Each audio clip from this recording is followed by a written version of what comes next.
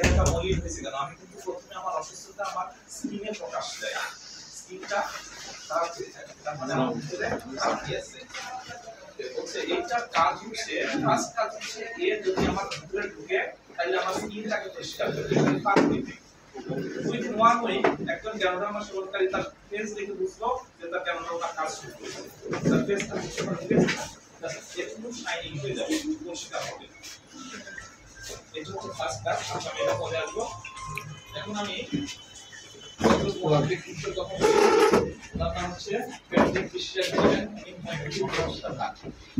উনি একটা কথা বলছেন,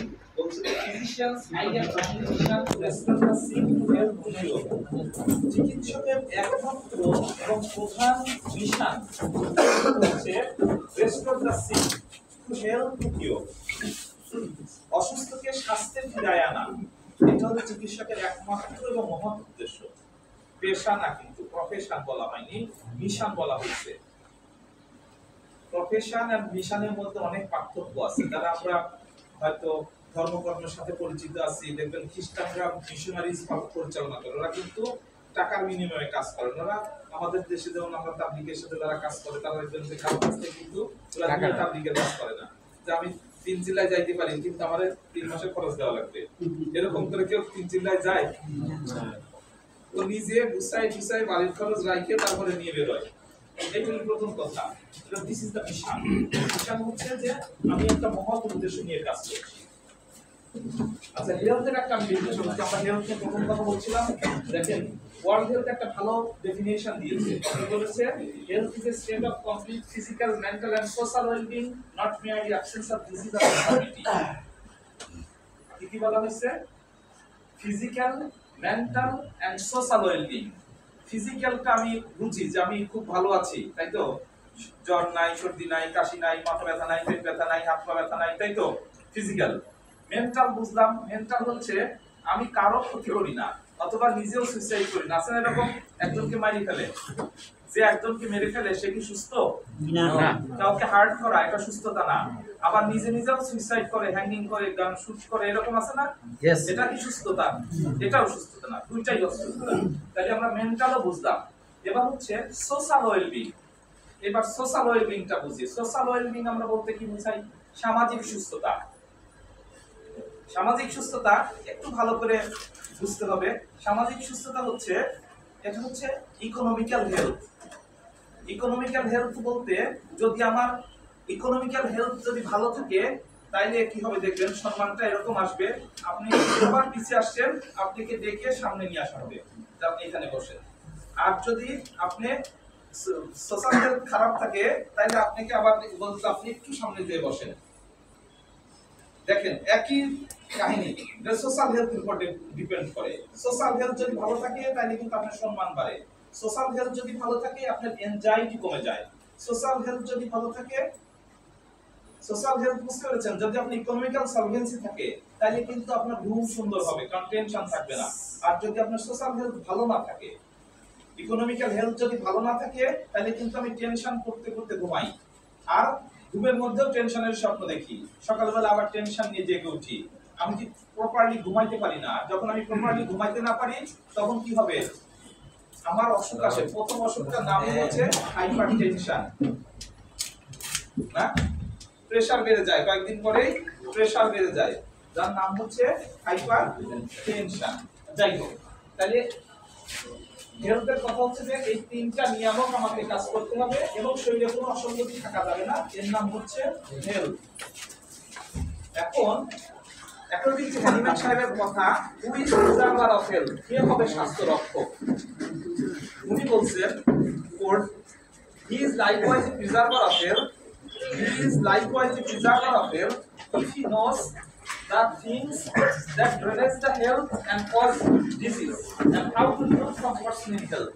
সেই হবে স্বাস্থ্য রক্ষক, যে জানে কোন জিনিসগুলোকে স্বাস্থ্যের বৃদ্ধি ঘটায়, ড্রেনেজ করে ফেলে হেলথকে, এবং কি করে সেখান থেকে দূরে থাকা যায়, ভালো থাকা যায়, তাইলে সে হবে স্বাস্থ্য রক্ষক।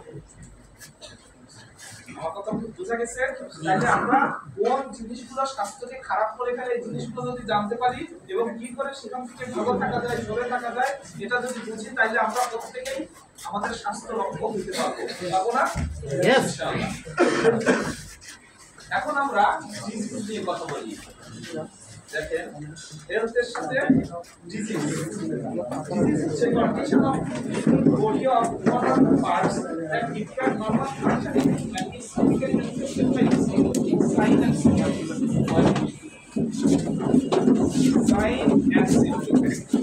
মানে বলা হচ্ছে কিছু কন্ডিশন আমার শরীরের মধ্যে হচ্ছে যেটা আমার স্বাভাবিক ফাংশনকে ব্যাহত করছে, যে আমি হাত উঠাইতে পারছি না, ডাক্তার বলছে প্রবলেম করবে, আমার স্বাভাবিক কার্যক্রম ব্যাহত হচ্ছে, তাই না? এইরকম যে হাঁটুতে ব্যথা, পায়ে ব্যথা, কিংবা পেটে ব্যথা, কিংবা বুকে ব্যথা, যেটাই হোক না কেন, মাথা ব্যথা, এটা আমাদের স্বাভাবিক কার্যক্রমকে ব্যাহত করে, সেটার নামই আমরা বলছি ডিজিজ।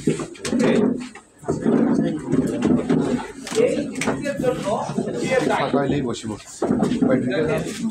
আমরা যদি এই বিল্ডিংটাকে ধরি, বিল্ডিংয়ের একক আছে না, ইউনিট আছে না, ইট বালু ওয়াইগুলা, তাই না? ইটগুলো নষ্ট হয়ে যায়। এই বছর পুরাতন বিল্ডিং আছে না আমাদের গায়ে, পাহাড় করতে গেছে, এগুলো পুরোটা ধরে গেছে। এখন যদি ভালো মানের বাচ্চার পেইন্ট দিয়ে পেইন্ট করি, থাকবে? কারণ পেইন্টটা নষ্ট হয়ে গেছে। আমাদের এই হিউম্যান বডিতে বলা হচ্ছে 37 trillion different types of cell দিয়ে আমাদের হিউম্যান বডিটা, কোনটা শক্ত, কোনটা নরম, কোনটা তরল, এই রকমের সেল আছে আমার শরীরের মধ্যে। যখন এই সেলগুলা কি হবে, এই সেলগুলো করে লাভ নাই, কোনো দেখা হয় না। When the cell are ill, we become unhealthy. যখন সেলগুলো অসুস্থ হয়ে যাবে তখন আমরা অসুস্থ হয়ে যাব। Similarly, when the cell are well, we are healthy. যখন সেলগুলো সুস্থ থাকবে তখন আমরা সুস্থ থাকবো, একদম বেসিক কথা। তাইলে এখন কোশ্চেন হচ্ছে why the cell become ill and we are unhealthy? আমরা আমাদের সেলগুলো কি করে অসুস্থ হয়ে যায়, আমরা কি করে অসুস্থ হই? আমার কথা বুঝতে পারছেন? একদম বেসিক কথাবার্তাগুলো শিখবেন, যেগুলো দিয়ে আমরা ভালো থাকতে পারি। বুঝা গেছে? জি স্যার। দেখেন আমরা খুব সহজে বলতে পারি যে এটার জন্য দুইটা জিনিস খুব দায়ী। একটা হচ্ছে বিষ, টক্সিন, টক্সিন বুঝেন নাই? জি, বিষ। আর একটা হচ্ছে ইমব্যালেন্স।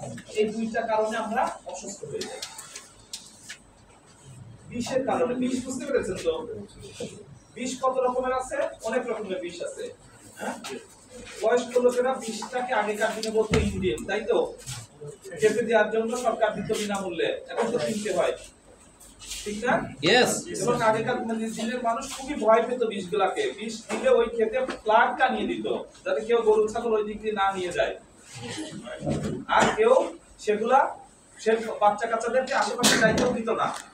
কিন্তু এখনকার জামানায় মানুষকে আর ভয় পায়, বিকালে বিষ দেয়, সকালবেলায় সবজিগুলো বাজারে নিয়ে আসে, আসে না? আসে না? আমরা এগুলো আবার বেশি দাম দিয়ে কিনি, কারণ ওগুলোতে পোকামাকড় বসে নাই, ঠিক না? ঠিক না? যেটার দাম 20 টাকা আর আমরা ওইটা 40 টাকা দিয়ে কিনি, যেটা পোকামাকড় বসে নাই, টাটকা ফ্রেশ। ওনার তো খরচ হয়েছে, বিষ দিতে হয়েছে, খরচ হয়েছে না? আর আমরা কিনেছি বেশি দাম দিয়ে, টাটকা বিষ কিনেছি। বিষের মধ্যে কি ছিল? হেভি মেটাল ছিল, তাই না? হেভি মেটাল গুলো যদি আমরা হালকা করি, অনেক সময় ধরে ফুটাইছি, হেভি মেটাল কি তার আয়নিক চেঞ্জ হবে? যে ওর মধ্যে ক্রোমিয়াম আছে, সীসা আছে, যে সীসাগুলো কি ফুটাইলে সেটা নষ্ট হয়ে যাবে? যাবে না, ওটা কিন্তু থাকবে। আমরা খেয়ে ফেললে কি হবে? পোকামাকড় তো সাথে সাথে মরছিল, অথবা ভয়ে আসে নাই। আর আমরা কি করবো? আমরা যখন খেয়ে ফেলবো, আমাদের এই বিষগুলো প্রথমে আমাদের শরীরের মধ্যে ডিপোজিশন হওয়া শুরু করবে। ফার্স্ট ডিপোজিশন করে থাইরয়েড গ্ল্যান্ড। আপনি দেখবেন যদি মানে ইয়েগুলো পরিসংখ্যান দেখেন, আজ থেকে 50 বছর আগে যখন বিষের ব্যবহার ছিল না, অর্থাৎ 80-র দশকের আগে, আপনি দেখেন থাইরয়েডের জন্য শুধুমাত্র উত্তরাঞ্চলে জামালপুর এবং রংপুরে একটা অসুখ হতো গ্যাগ ও আয়োডিনের অভাবে। বাট এখন থাইরয়েড পয়জনিং, দ্যাট মিন্স এই যে আমরা নডিউলার গয়টার, সিস্টিক গয়টার, বিভিন্ন ধরনের গয়টার পাচ্ছি, এবং স্ট্রাকচারাল প্রবলেমের সাথে সাথে ফাংশনাল প্রবলেম, হাইপারথাইরয়েডিজম পাচ্ছি। মেইন কজ হচ্ছে এই যে এক্সটার্নাল টক্সিসিটি, এই যে আমরা যে বিষগুলো খাইতেছি, বিষগুলো আমাদের এখানে ডিপোজিশন করতেছে। আমার কথা বলছেন। এবং এটা মহামারী। মহামারী কেন বলছি, আপনি একটু যারা থাইরয়েড কেয়ার সেন্টার গুলো যেখানে যেখানে আছে ওখানে যাই দেখবেন যে কি পরিমাণ পেশেন্টের চাপ, এটা কিন্তু এখানে বোঝা যাবে না। যেমনটি কার্ডিয়াক হাসপাতালগুলোতে গেলে হার্টের পেশেন্টের চাপ বোঝা যাবে, তেমনি থাইরয়েড সেন্টারগুলোতে গেলে আপনি বুঝতে পারবেন যে কি পরিমাণ থাইরয়েডের পেশেন্ট। এটা যদি আমি খুব কাছের ইতিহাস নেই, যে 80 দশকের আগে এত রোগ ছিল না, ছিল কি গ্যাপ ছিল, দেখছেন কিনা এখন ওই গ্যাপ গুলো খুব একটা পাওয়া যায় না, দেখা যায় না। এখন পুরাপুরি সমস্যাযুক্ত রোগী আমাদের কাছে আসে। তাইলে আমরা বিষ বুঝলাম, এটা হচ্ছে এই বিষটাকে বলা হয় এক্সোটক্সিন। এক্সো বুঝছেন, এই বিষটাকে বলে এক্সোটক্সিন। এই বিষটাকে বলে এক্সোটক্সিন। তাহলে বিষ কয় রকম বললাম? 2 রকমের বিষ বলেছি। একটা হচ্ছে এক্সোটক্সিন, বাইরের থেকে আসলো, আর একটা হচ্ছে এন্ডোটক্সিন। এন্ডো মানে ভিতরে। একজন ইসলামিক মনীষী বলেছেন যে আমার প্রয়োজনের অতিরিক্তটাই হচ্ছে বিষ। আমার যা প্রয়োজন তার যদি অতিরিক্ত হয় এইটাই আমার জন্য বিষ। আর এই বিষটার নাম হচ্ছে এন্ডোটক্সিন। একটা হচ্ছে এক্সো, এইটা হচ্ছে এক্সোটক্সিন, আর একটা হচ্ছে এন্ডোটক্সিন। এন্ডোটক্সিনটা কি? আমার শরীরের ভিতরে যখন প্রয়োজনের অতিরিক্ত কোলেস্টেরল জমা হইল,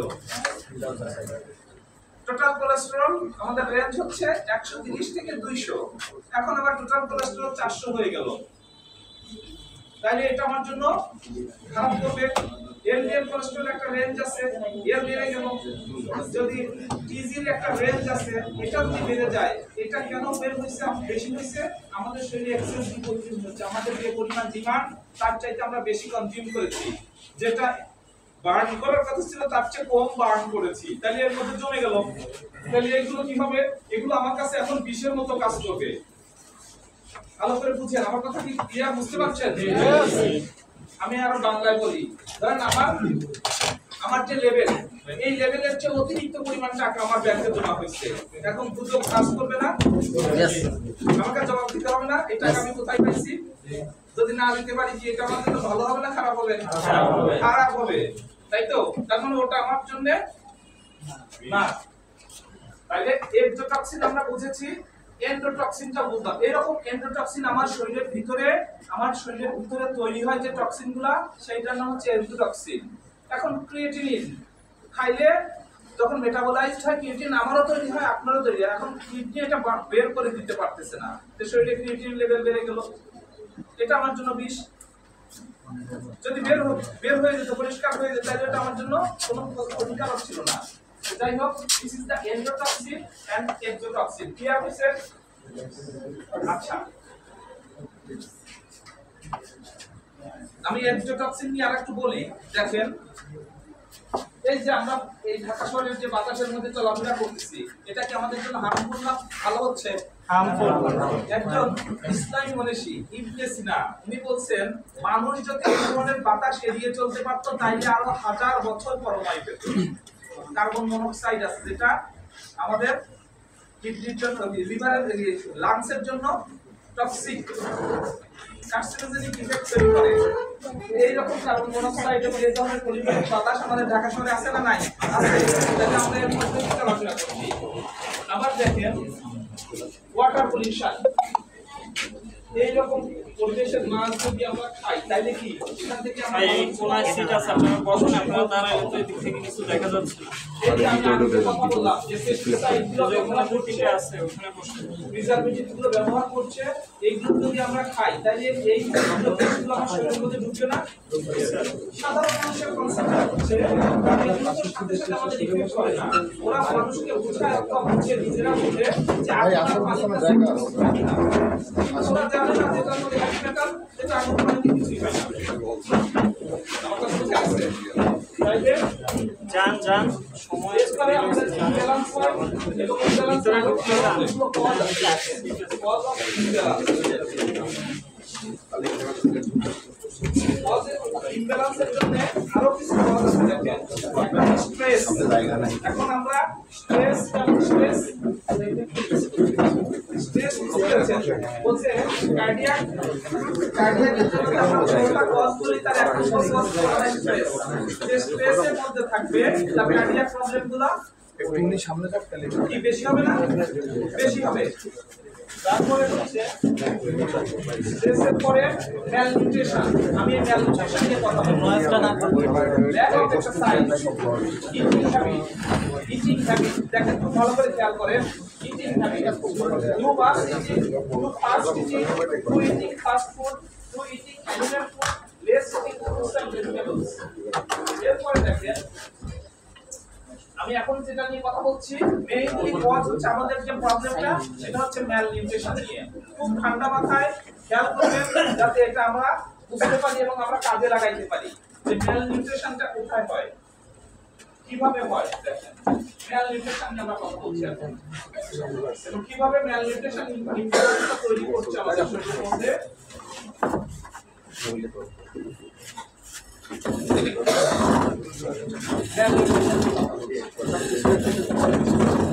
আমরা জানি যে আমাদের খাবার দাবার দরকার, তাই না? খাদ্য দরকার। এই খাদ্যটা কতটুকু দরকার? সুষম খাদ্য দরকার, তাই না? সুষম খাদ্য, সুষম খাদ্যের উপাদান কি কি ছিল আমরা জানতাম? আমিষ, শর্করা, কার্বোহাইড্রেট, কার্বোহাইড্রেট মানে শর্করা। 2 নম্বর হচ্ছে প্রোটিন, আমিষ জাতীয় খাবার। 3 নাম্বার কি আছে? ফ্যাট। 4 নাম্বার কি আছে? 4 নাম্বার ক্যালসিয়াম। 4 নাম্বার হচ্ছে ওয়াটার। 5 নাম্বার কি আছে? ভিটামিন। 6 নম্বর কি আছে? মিনারেল।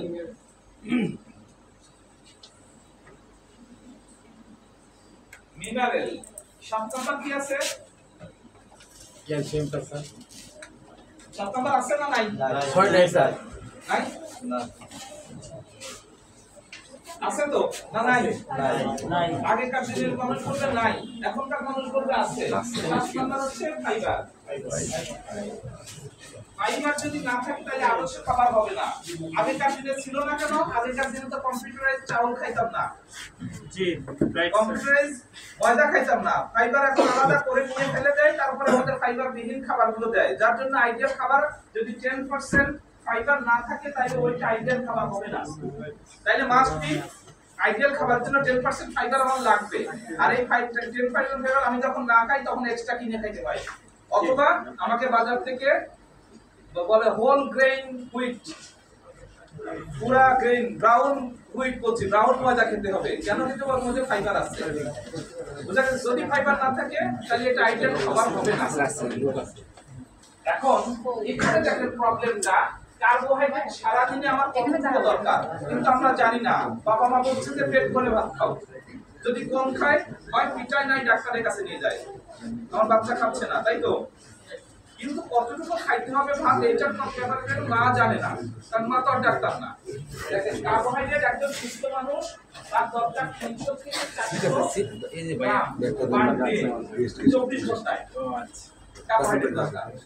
প্রোটিন দরকার 100 থেকে 150 গ্রাম।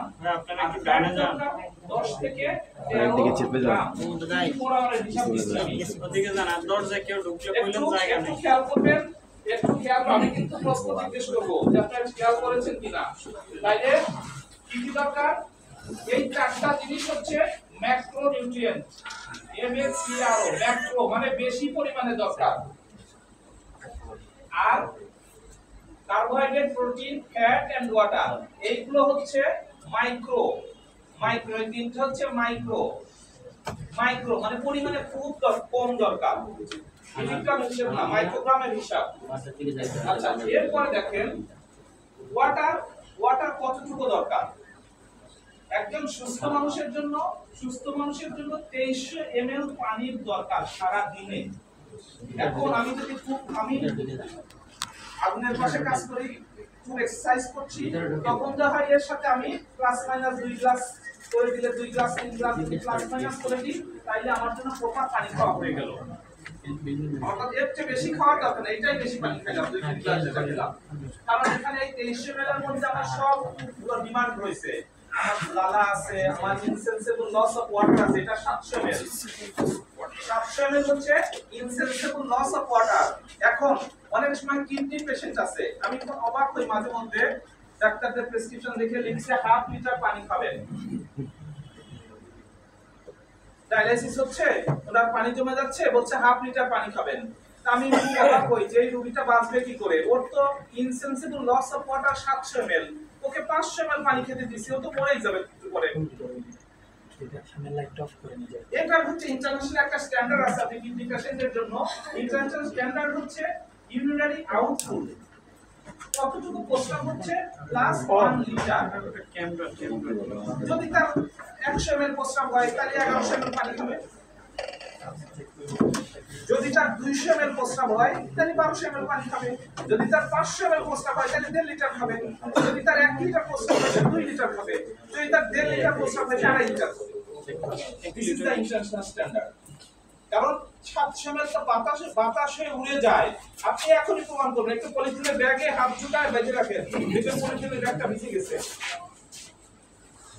আমার কথা বুঝতে পেরেছেন? এই 700 ml পানি আমার শরীর থেকে যাবেই। এটা তাইলে আমি কিডনি পেশেন্টকে বলবো যে আপনার যতটুকু প্রস্রাব হয় তার সাথে 1 লিটার যোগ করে দিয়ে, তাইলে আপনার স্ট্যান্ডার্ড পানি খাওয়া হবে, যেটা আপনার জন্য হার্মফুল হবে না। কারণ 700 ml এমনি চলে যাবে, তার সাথে লালা আছে, টিয়ার আছে, এগুলো দিয়ে আপনার দেখা যাবে যে আপনার 1 লিটার পানি আপনার সারাদিনে দরকার হচ্ছে। আচ্ছা ওকে, আমি এবার ওয়াটার বললাম। ফ্যাটের দরকারের আগে আমি কার্বোহাইড্রেটে যাই। কার্বোহাইড্রেট কত ছিল? 300 থেকে 400 গ্রাম। এখন আমি আপনার কতটুকু খাই বলেন তো দেখি। একজন ডায়াবেটিক পেশেন্ট, যা অ্যাডভাইস ফ্রম বার্ডেন থেকে তাদেরকে অ্যাডভাইস করা হয়েছে এই ধরনের, যারা একদম দলিল দস্তাবেজ করা যে এইভাবে খেতে হবে, তারা কি খায়? সকালে 2টা রুটি খায়, রাত্রে আবার 2 রুটি খায়, তাই না? দুপুরে 3 চামচ ভাত খায়, তাহলে 200 গ্রাম 300 গ্রাম 200 গ্রাম মিনিমাম তারা খায় কত? 700 গ্রাম। দরকার ছিল কত? 300 থেকে 400 গ্রাম। এই লোকটা কোনোদিন কি ডায়াবেটিস থেকে বের হয়েছে? বার্ডেনে একটা ইতিহাস আছে যে ডায়াবেটিস ছিল, এখন নন ডায়াবেটিক হয়েছে। নাই, বার্ডেনের জন্ম পরিচয় নাই এবং ভবিষ্যতে হবে না, কারণ দিস ইজ জাস্ট ডিফারেন্ট। আমি বলবো এগুলা। তাহলে 700 খাইছে। আর যে লোকটা নন ডায়াবেটিক পেশেন্ট, আমি আপনি, আমরা ডায়াবেটিস নাই, হ্যাঁ, তাইলে আমরা পেট ভরে খাই। সকালবেলায় দেখা যাচ্ছে অনেক খাই ফেলি, সকালবেলায় হয়তো 500-400 খাই ফেলছি, তাই না? খাইছি তো। আবার দুপুরে দেখা 2 প্লেট 3 প্লেট ভাত খাই, মানে 1000-1200 দুপুরে খাই ফেলি। আবার রাত্রেবেলা ওই রকম খাই। খাইলে কি সারা দিনে আমরা দেখা যাচ্ছে মিনিমাম ডায়াবেটিক পেশেন্টদের 700 আর নন ডায়াবেটিক মিনিমাম 1500 থেকে 2000 খাই ফেলি।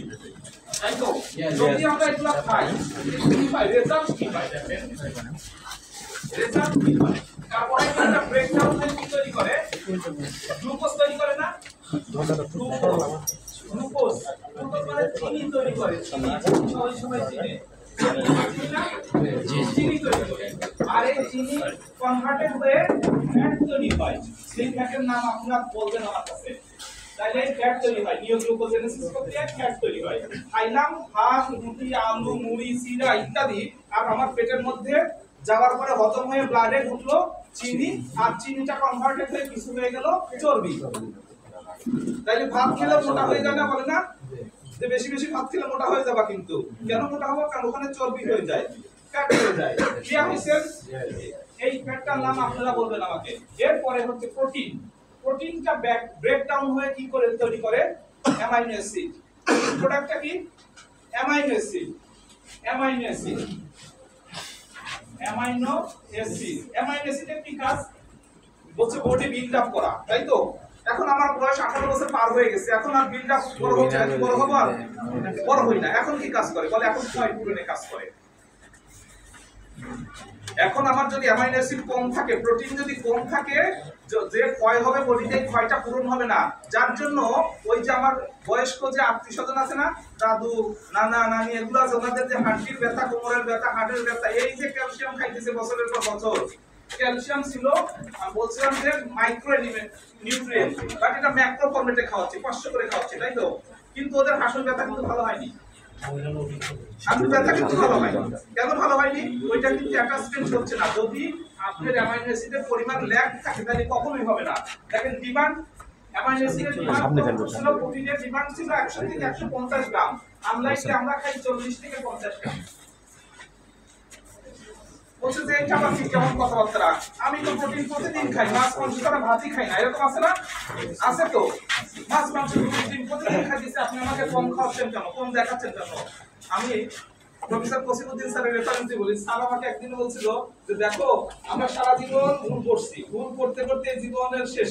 কসিমউদ্দিন স্যারকে চিনেন না? শুনছেন? নিপসনের ডিরেক্টর ছিল, সলিমুল্লাহ প্রিন্সিপাল ছিল অনেক পরে। দেখো স্যার অনেক কষ্ট, তো স্যার বলছিলেন যে সারা জীবন ভুল করছি। ভুল করছি কিভাবে? আমরা ইয়েকে, মাছ আর মাংসকে বলছি ফার্স্ট ক্লাস প্রোটিন, আর ডালকে বলছি কি থার্ড ক্লাস প্রোটিন, গরিবের আমিষ বলে বাচ্চাদেরকে শিখাইছি। তার মানে হাজার হাজার ছাত্রদেরকে আমি শিখাই আসছি এইভাবে। বলছে এটা শেখানোর পরে এখন জীবন সামনে এসে দেখছি যে আমি তো ভুল শিখাই আসছি।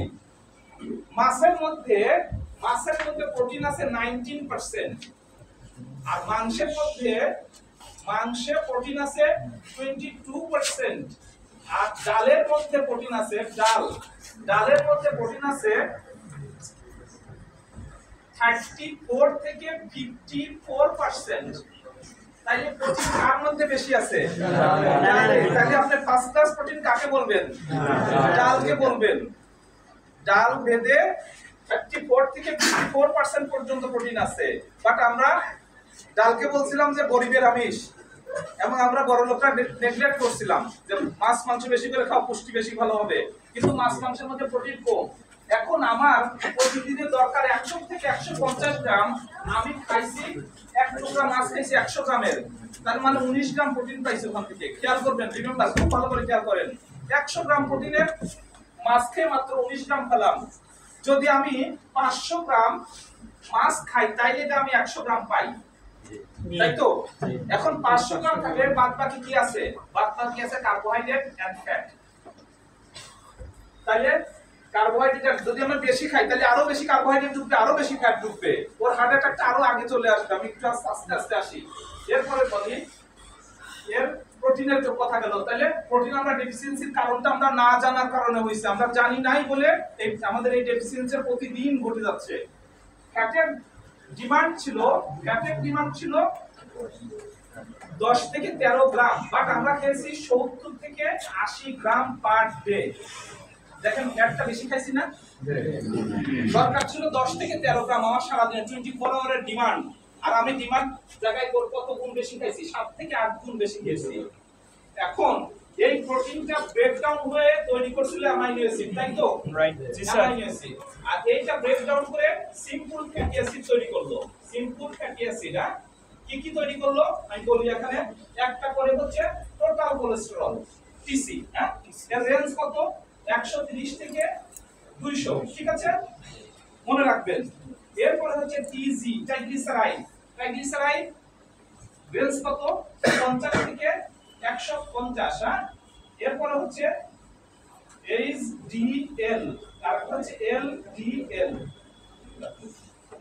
এলডিএল আর এইচডিএল। আচ্ছা, এখন আমি এই ফ্যাটগুলোকে আপনাদের চিনাই, ভালো করে চিনাই। Total cholesterol, the fat comes from animal origin, প্রাণী জাতীয় খাবার থেকে যে চর্বিটা আমার শরীরের মধ্যে ঢুকবে তার নাম হচ্ছে টোটাল কোলেস্টেরল। ক্লিয়ার? মাছ খাই, মাংস খাই, দুধ খাই, ডিম খাই, যা খাই, এখান থেকে যে চর্বিটা আমার শরীরের মধ্যে ঢুকে তার নাম হচ্ছে টোটাল কোলেস্টেরল। এখন লিপিড প্রোফাইল ডাক্তার সাহেব লিপিড প্রোফাইল করতে দিয়েছে, আমি তো বুঝি না, ডাক্তার সাহেব আমাকে অ্যাডারোসিন খাওয়াচ্ছে। আমি যদি বুঝতাম তাহলে আমি খাবারগুলোকে কন্ট্রোল করার চেষ্টা করতাম। তাহলে কি চেষ্টা করতে হবে? টোটাল কোলেস্টেরল বেশি, তাহলে আমাকে মাছ মাংস খাওয়া কমাইতে হবে, কারণ অ্যানিমাল জাতীয় খাবার থেকে এটা ঢুকে। করে দিতে হবে। Clear? Clear. The fat comes from vegetable origin, তার নাম হচ্ছে টিজি, ট্রাইগ্লিসারাইড। টিজি বুঝতে পারছেন তো? ট্রাইগ্লিসারাইড কোথা থেকে আসে? খুব জাতীয় খাবার, ভাত, রুটি, মুড়ি, চিড়া, বিস্কিট আছে না এরকম? জি বলে যে আমি একটু শুকনো টোস্ট বিস্কিট খাইছি ডাক্তার সাহেব, এটা কি ক্ষতি হবে? বলে না এটা কি ভেজিটেবল জাতীয় খাবার? আর ওর মধ্যে কি আছে? হয়তো ডালডা আছে অথবা খারাপ টাইপের তেল আছে, তাই তো? যেটা সবগুলো আপনার জন্য খারাপ। সুগারে কেন থাকতে খারাপ পারে। আস্তে আস্তে বলতেছি। তাহলে এটা হচ্ছে টিজিটা বুঝাইলাম। এবার হচ্ছে এলডিএল কোলেস্টেরল। এলডিএল লো ডেনসিটি লিপোপ্রোটিন, যে এটা সহজে বোঝার জন্য বলি, যে চর্বিগুলা সহজে জমে যায়, এটা হচ্ছে এলডিএল কোলেস্টেরল। আপনি বুঝবেন যে আপনি খেতে বসছেন, আপনার বন্ধু আসতে 10 মিনিট দেরি করছে, আর খাইতে খাইতে টেবিলের মাংসটা জমে গেল, তাকে আপনাকে আবার বলতে হবে এটা গরম করে নিয়ে আসো, বন্ধু আসছে তাড়াতাড়ি গরম করে নিয়ে আসো। আছে না এরকম? জি স্যার। বলে এইগুলো হচ্ছে এলডিএল বেশি আছে এখানে এর মধ্যে, লো ডেনসিটি লিপোপ্রোটিন। ক্লিয়ার? এটা কোথায় পাওয়া যায়? বলে এটা উদ্ভিদেও আছে, প্রাণীতেও আছে, তবে প্রাণীর মধ্যে বেশি আছে, উদ্ভিদে কম আছে। প্রাণীতে বেশি আছে, উদ্ভিদে কম আছে। এরপর হচ্ছে এইচডিএল। এই তিনটাকে খারাপ বললাম, তাই তো? জি দিস ইজ দা গুড, এটাকে বলা হয় গুড কোলেস্টেরল বলে, এইচডিএল। তা এটা হাই ডেনসিটি লিপিড, এটা নিজে জমেও না, অন্যকে জমতে দেয় না। ভালো আছে না এরকম যে খুব ভালো মানুষের সংখ্যা যদি এখানে বেশি হয়, 2-4 জন সন্ত্রাসী থাকলে উঠে চলে যাবে, এখানে থাকা যাবে না। ঠিক এইরকম এইচডিএল এর পরিমাণটা বেশি হলে ওই এলডিএলটা কমে যাবে, থাকতে পারবে না, তারপরে টোটাল কোলেস্টেরলকে বাড়তে দিবে না, টিজি কে বাড়তে দিবে না। তাহলে এই তেলটা কি? এটাও কিন্তু তেল, এটা হচ্ছে ভালো তেল, এই জন্য এর নাম হচ্ছে গুড কোলেস্টেরল, ভালো তেল। এই ভালো তেলটা কোথায় আছে? বলেন ডাক্তার সাহেব, এগুলো আমরা এখন থেকে প্রতিদিন খাওয়ার চেষ্টা করব। বলছে এইটা সমস্ত উদ্ভিদের মধ্যেও আছে, প্রাণীর মধ্যে আছে, প্রাণীর মধ্যে খুব কম আছে, যেটুকু আছে তা মাছের মাংসের মধ্যে, মাছের মধ্যে বেশি আছে। তো বলছে এখন থেকে মাছ খাওয়া শুরু করবো, তাই না? মাছ যদি খাই, দেখা যাচ্ছে আমার গ্রামের অমক হিন্দু মহাজন সাহেব, উনি তো মাছ খাইতে খাইতে শেষমেশ হার্ট অ্যাটাক করে হার্ট দুটারি করে আসলো। ঘটনা কি ডাকছে? তাই তো মাছ খেয়ে তো লাভ নাই।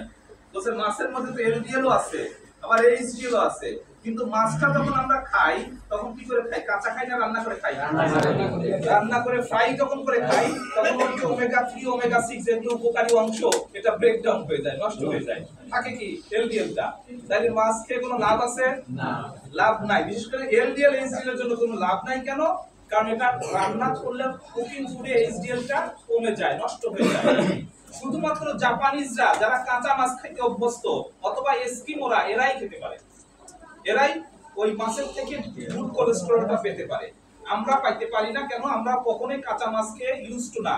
যদি কেউ বলে যায় যে আপনাকে কাঁচা মাছ খাওয়াইছি, তখনই বমি শুরু করবো, তাই তো? যে খাইছিলাম আধা ঘন্টা 1 ঘন্টা আগে, কিন্তু এখন বলছে যে আপনি তো কাঁচা মাছ খাইছেন, তাইলে এখন মনে হয় যে আরে কাঁচা মাছ খাই ফেলছি, এখন বমি করি না। যাই হোক, তাহলে আমরা কি বললাম? এলডিএল সম্পর্কে জানলাম, এইচডিএল সম্পর্কে জানলাম। এইচডিএল হচ্ছে এটা 35 থেকে 60 পর্যন্ত, 35 থেকে 60 পর্যন্ত। আমরা বলছি অ্যাবভ 50 থাকলে খুবই ভালো। তাহলে এটা আপনাকে মাঝে মাঝে আপনি নিজে নিজে ডাক্তারের কাছে যাওয়ার দরকার নাই, নিজে নিজে 6 মাস 1 বছর, তাদের 40 বছর বয়স হয়ে গেছে, এরা কি করবেন? 6 মাস পর পর লিপিড প্রোফাইল চেক করবেন, নিজেই নিজের খাবারকে টাইট করবেন। তাহলে দেখবেন যে আপনার ডাক্তারের কাছে যাওয়াটা অনেকটা কন্ট্রোল হলো নাকি? নাকি ডাক্তারের কাছে যাইতে শিখতে হবে? ডাক্তার আপনাকে শিখাবে না, এত সময় নাই ডাক্তারের, আছে? আমার হাতে আমার পাশে আছে না, আমি আপনাকে এত কথা বলবো কেন?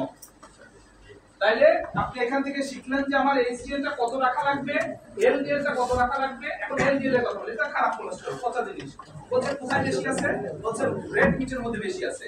আর একটা বাংলা একটা সহজ করে আমরা বুঝাই দিই, যার পা বেশি তার এলডিএল বেশি। মুরগির পা বেশি না গরুর পা বেশি? তাইলে গরুর মধ্যে এলডিএল বেশি। বলে চিংড়ির পা আরো বেশি, বলে চিংড়িতে আরো এলডিএল আছে বেশি। আমার কথা বুঝে গেছেন? তাইলে আপনারা এইসব খাবার থেকে বন্ধ করবেন। এলডিএল কি করে? এই চর্বিগুলোকে অ্যাটাচমেন্টে সাহায্য করে। এরপরে খারাপ কাজটা হচ্ছে টিজি। সবচেয়ে পচা জিনিস হচ্ছে টিজি, ট্রাইগ্লিসারাইড। টিজি কেন খারাপ? আপনি আজকে বাসায় যে আপনি কিচেনে টাইলসে হাত দিবেন, দেখবেন আঠা। Right sir. যারা কিচেন পরিষ্কার করেন তারা তো জানেনই, যারা জানেন না, করেন না, তারা যায় দেখবেন যে কিচেনে হাত দিলে আঠা। এই আঠাটা কি? টিজির জন্য। আর সোর্স টিজিটা দেখবেন যে তেলের বোতলের মুখই আসলে আঠা। মূল কাহিনী হচ্ছে ওইখানে। বলছে আমরা তো বাংলাদেশেরই লোক। আজ থেকে 50 বছর আগে কোনো হার্টের চিকিৎসা প্রতিষ্ঠান বাংলাদেশে এককভাবে ছিল না। 80-র দশকের দিকে গোড়ার দিকে সোহরাওয়ার্দী হাসপাতালে প্রথমে কার্ডিয়াক ইউনিট শুরু হয়, তাই তো? প্রথমে কার্ডিয়াক, আমি আমার জানা মতে প্রফেসর জাফর স্যার ছিল প্রথম প্রজেক্ট ডিরেক্টর ওই প্রজেক্টের। 80-র দশকের কথা বলছি। তাইলে তার আগে হার্ট অ্যাটাক হইতো না? বলছে তার আগে হার্ট অ্যাটাকের রোগী এত বেশি ছিল না, খুবই কম ছিল। খুবই হার্টের রোগী আর ডায়াবেটিস রোগী খুবই কম ছিল। তখন এই অসুখকে বলা হতো রিচম্যান ডিজিজ। রিচম্যান ডিজিজ, বড় লোকের অসুখ। প্রেসার আছে, ডায়াবেটিস, অমুক গ্রামের অমুক হাতি সাহেবের ডায়াবেটিস আছে, প্রেসার আছে, এটা হচ্ছে বড় লোকের অসুখ। সাধারণ মানুষের এই অসুখ হইতো না। কেন না? আপনারা বয়স্ক লোক আজকে খুবই কম, যারা বুঝতে পারবেন না, যাদের 50 বছর আগের ইতিহাস মনে আছে, 40 বছর, তারা দেখবেন আগে এরকম ছোট্ট কাঁচের বোতল নিয়ে হাটে যেত, তেল কিনে নিয়ে আসতো। 2 ছাটাক তেল, 1 ছাটাক তেল, হাফ ছাটাক তেল, হাফ ছাটাক মানে এইটুকু তেল কিনে নিয়ে আসতো। ওইটা নিয়ে বাচ্চাদের গায়ে মাথায় দিত, আবার মায়েরা রান্নাও করতো। আবার সাবধানতে আবার 1 ছাটাক 2 ছাটাক কিনে নিয়ে আসতো। 2 ছাটাক। বড় লোক নাই, সিস্টেমই এরকম। একটু বড় ফ্যামিলি হলে দেখো 4 ছাটাকের তেল, 8 ছাটাক কিনে নিয়ে আসতো, এর বেশি কিনতে যাইতো না। তাহলে তারা তেলটা ব্যবহার করতো কম। তেল মানে আঠা ব্যবহার করতো কম। আঠা ছাড়া যদি আমি এটাকে লাগাই, থাকবে? আর এখানে যদি একটু আইকা অথবা সুপার গ্লু দিয়ে এখানে লাগাই দেই, থাকবে? খোলাও যাবে না, তাই তো? বলে স্টেনোসিস হয়ে গেছে, রিং করানো যাচ্ছে না, এরকম বলে ডাক্তার সাহেবরা, যে ভিতরে শক্ত হয়ে গেছে। মানে ওখানে ক্যালসিয়াম আয়ন জমছে, জমে কি হয়েছে? স্টেনোসিস হয়েছে। স্টেনোসিস হয়েছে, এখন আমাদের রিং করানো যাচ্ছে না। তাহলে আমি কি বলছিলাম? এই যে টিজির কথা বলছিলাম, টিজি হচ্ছে আঠা। যদি আপনি এই টিজিটা বন্ধ করতে পারেন, তাহলে এলডিএল কোলেস্টেরল এবং টোটাল কোলেস্টেরলটা বন্ডিং হবে না। বন্ডিং হয় কে? টোটাল কোলেস্টেরল আর এলডিএল, এইটা আর এইটা বন্ডিং হবে না। আঠার মতো যে লেগে থাকে লাগবে না। আগেকার দিনের মানুষও খাইতো, পেট ভরে ভাত খাইতো, এত জ্ঞানটাও ছিল না। যা তা দিয়ে ভর্তা ভাজি দিয়ে একদম পেট ভরে খাইতো, কিন্তু তেল কম ছিল। আর ওরা কি করতো? কায়িক পরিশ্রমটা বেশি করতো।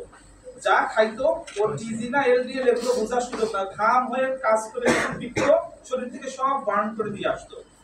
আর ওই হাজি সাহেবরা তো কাজ করতো না, বাসার মধ্যে ঘুরপাক করতো, এই জন্য ওনাদের এই অসুখগুলো হইতো।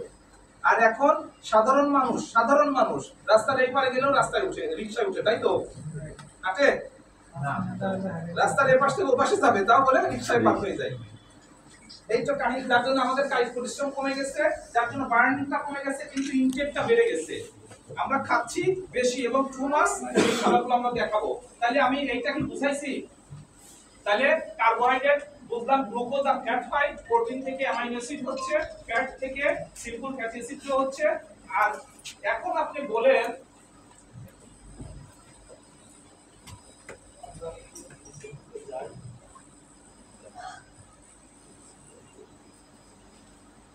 একটু রিল্যাক্স হই। আমরা স্ট্রেসের কথা বলছিলাম না? স্ট্রেস দেখেন তো, যদি এরকম স্ট্রেস আমাদের মধ্যে থাকে, আমরা কি সুস্থ থাকতে পারবো? না। দেখেন তো, দেখেন কিভাবে অফিসের প্রেসারটা কেমন। একদম ছোট বেবি ভাবছি তো ওর তো কোনো টেনশন নাই। দেখেন ওর টেনশন আছে না নাই? আছে। বলছে ওই যে নিউলি ম্যারিড কাপল, ওদের তো এনজয় করার কথা ছিল, বিভিন্ন জায়গায় ঘোরার কথা ছিল, কিন্তু ওদের ঘুমও হচ্ছে না। হচ্ছে? ওরা অসুস্থ হয়ে যাবে কয়েকদিন পরে, তার মানে ওদের মধ্যে সুস্থতা নাই। বলছি যে এর চেয়েও ছোট বাচ্চা, ছোট বেবি, ওদেরও টেনশন শুরু হয়। না, ওদের টেনশন অন্যরকম। মা খাবার নিয়ে আসতেছে, দেখবেন এখান থেকে পালায়, ওখান থেকে পালায়, ওখান থেকে পালায়। কারণ আগেকার দিনে আমাদের দেশে কি ছিল? ডিমান্ড ফিডিং ছিল। মা বাচ্চা কাঁদতো, মা খাবার দিত। এখন হচ্ছে টাইম ফিডিং এর দিকে চলে গেছে। টাইম ফিডিং বুঝেও না, টাইম ফিডিং কি, বাচ্চা ক্ষুধা লাগেছে না, টাইম হয়েছে, তাড়াহুড়া করে খাওয়াচ্ছে, বমি করছে, আবার খাওয়াচ্ছে, বমি করছে, ওর অভ্যাস হয়ে যাচ্ছে। আর বাচ্চা খাবার দেখলেই ভয় পাচ্ছে। হ্যাঁ, একটা ওয়েস্টার্ন কালচার ছিল, এখন ওয়েস্টার্নরা বুঝে ফেলছে এটা this is the good culture. Good culture হচ্ছে ডিমান্ড ফিডিং, বাচ্চা ক্ষুধা লাগবে খাবার দিবেন। ওকে, এখন আমরা এই স্ট্রেসটাকে বের হতে পারি আমরা এটা করতে। স্ট্রেস তো বুঝলাম, টেনশন থেকে বের হওয়ার প্রক্রিয়া কি হচ্ছে? Prayer is the best process. কেন প্রসেস বেস্ট আমি একটু বুঝাই দিই। কেন বেস্ট প্রসেস? ধরেন সাপোজ আমি ওনার সাথে আমার খুব ভালো সম্পর্ক আছে, আমি এসে ওনাকে খুব প্রশংসা করলাম যে ভাই আপনার মতো ভালো লোকই হয় না। আমি যতবারই যেতে প্রবলেম করছি আপনার কাছে আসার সাথে সাথে প্রবলেম সলিউশন হয়ে গেছে। আর আমি জেনেই আসছি যে মাসের প্রথম সপ্তাহ ওনার পকেটে ভালো টাকা আছে, আমি এসে যদি ওনাকে 2000 টাকা চাই আর আগে যত প্রশংসা করছি এরপরে উনি না করতে পারবে? এখন আমরা যখন সালাতে দাঁড়ানোর সময় যদি আল্লাহর এরকম প্রশংসা করতে থাকি না, সূরা ফাতিহা পড়তে থাকি, তারপরে আমি তো জানি as a Muslim we believe যে আল্লাহর কাছে সমস্ত প্রবলেমের সলিউশন আছে। যার কাছে সলিউশন আছে তার কাছে যদি এত প্রশংসা করে চাই, আল্লাহ কি আমাদের না দিয়ে থাকতে পারবে? অর্থাৎ স্ট্রেস আমাদের জিরোতে চলে আসবে যদি আমি ভালো করে প্রেয়ার করি। যদি আমি ভালো করে প্রেয়ার করি তাহলে আমাদের স্ট্রেস কোথায় আসবে? জিরোতে আসবে। আমার কথা বুঝা গেছে? এরপরে দেখেন যারা ধর্মকর্ম করে না, অনেক আছে আল্লাহ বিশ্বাসও করে না, আছে না এরকম? অনেক আছে। এদের কি এরা বলছে যে ওরা টেনশন থেকে মনটাকে অন্যদিকে নিয়ে যাবে, আকাশের দিকে তাকাই একটু হাসবে, বাতাসের দিকে তাকাই একটু গান গাইবে, তাইলে ওদের মন ভালো হয়ে যাবে। এরকম লোক আছে, আমি নিজে দেখেছি। আমি একবার পুনেতে গেছিলাম, পুনে বুঝছেন, ইন্ডিয়ার পাশে বোম্বে থেকে 200 কিলোমিটার দূরে, খুবই মানে ওয়েস্টার্ন সিটি। এখানে ফজরের নামাজের পরে মুসলমান আছে এখানে, তার জন্য আজান শোনা যায়। ফজরের নামাজের পরে আমি বের হয়েছি, তখন আমি ফজরের নামাজের পরে বের হলে ওদের সমস্ত মাঠ, রাস্তাঘাট এবং ফুটপাথ গুলো সব এদের দখলে চলে যায়। ঠিক 1 ঘন্টার মতো থাকে ওরা, আবার 1 ঘন্টা টাইমের আগেই মানে 7টার আগেই ওরা আবার চলে যায়। আর একদম বুড়া, যাদের বয়স 100 পার হয়ে গেছে, এরাও এগুলোর মধ্যে আসে, ছোট ছোট বাবিকেও নিয়ে আসে।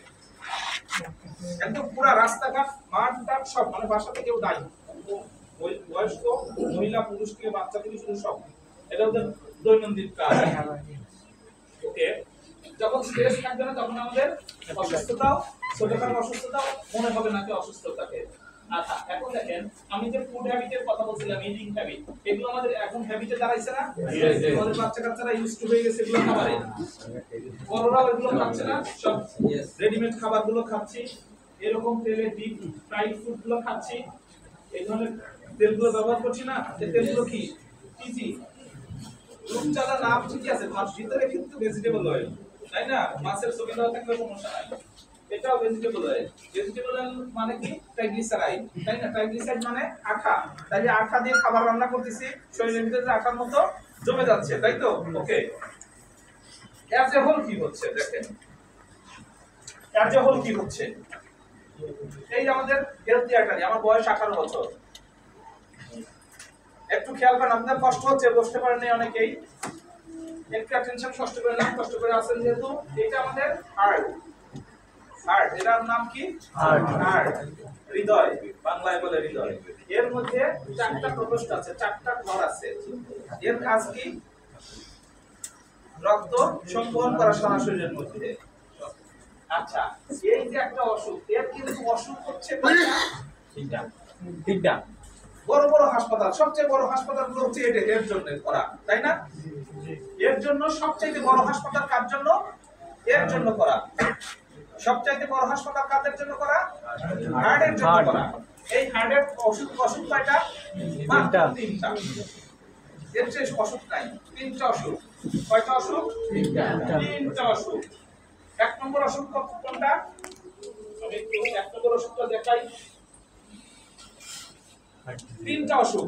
1 নম্বর অসুখের নাম হচ্ছে ইসকেমিক হার্ট ডিজিজ, IHD, যেটাকে হার্ট ব্লকেজ বলে, করোনারি আর্টারি ডিজিজ বলে, যে নামে ডাকো, অসুখ একটাই, তার নাম কি?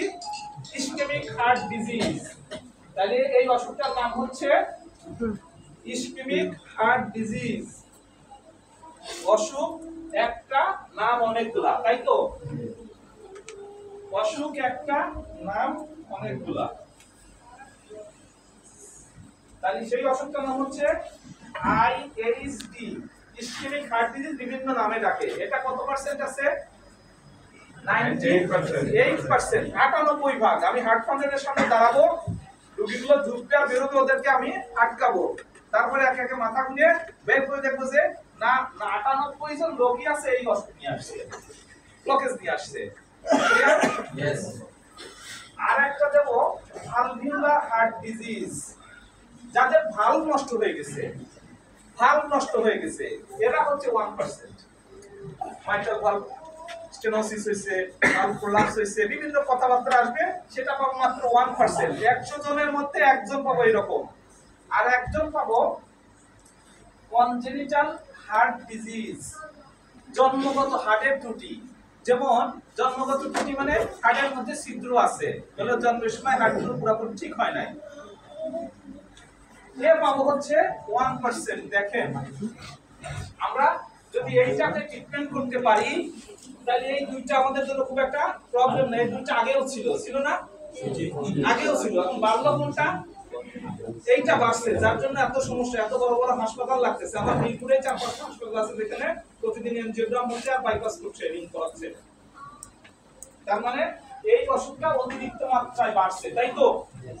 এখন এই অসুখটার নাম কি? Ischemic heart disease. কিন্তু কিসের জন্য হয়? এই যে খাওয়া দাওয়ার জন্য হয়। আমি একটু ভালো করে বুঝাই দিব। তাহলে এই যে 98% রোগ এটার কারণে হয়।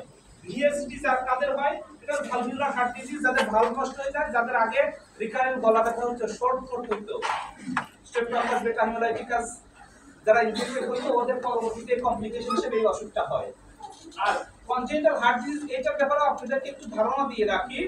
এই জন্মের সময় আমাদের হার্টের ভিতরে সবারই ছিদ্র থাকে। যেই জন্মের পরে আমরা বাইরের সার্কুলেশনে আসি, তখন ওইটা বন্ধ হয়ে এটা চালু হয়। কোনো না কোনো কারণে তার এইটা বন্ধ হয় নাই। এটা বলা হয় রিসেন্ট রিসার্চ বলছে যে জন্মের পরপরই যদি মাকে অথবা বাচ্চাকে যদি কোনো স্ট্রং ওষুধ দেওয়া হয়, যে কারণে তার ওইটার গ্রোথটা, ভিতরের গ্রোথটা বন্ধ হয় নাই, তখনই ছিদ্রটা থেকে যায়। নরমালি পৃথিবীতে আসার পরে অটোমেটিক্যালি বন্ধ হয়ে যায়।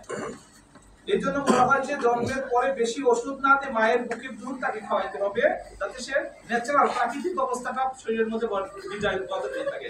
অনেক বাচ্চাকে আইসিইউতে নিতে হয়, অনেক বাচ্চার অনেক রকম কমপ্লিকেশন হয়, তখন এই ছিদ্রটা তার থেকে যায়। এই হচ্ছে 3টা অসুখ। তাহলে আমরা হার্টের অসুখ বিসুখ চিনে ফেলছি, তাই তো? ইয়েস। এখন দেখেন এই যে এই আর্টারি বললাম, এটা হচ্ছে 18 বছরের আর্টারি। যখন আমার 18 বছর পার হই, তখন আমার এর ভিতরে কি হচ্ছে, আস্তে আস্তে যেহেতু আঠা আছে, আঠার সাথে একটু শুনি, এই যে এর মধ্যে ক্লট জমতে থাকে। ক্লট বলতে ওই যে কি ক্লট জমে, এখান থেকে বলেন তো দেখি। টিসি, এলডিএল আর টিজি, এই 3টা জিনিস এখানে জমতে থাকে। বলছে বছরে 2% করে জমে। বছরে কত পার্সেন্ট জমে? আমি বুঝি অথবা না বুঝি, আমাদের যে লাইফস্টাইল, এই লাইফস্টাইলে 2% করে এটা জমতে থাকে।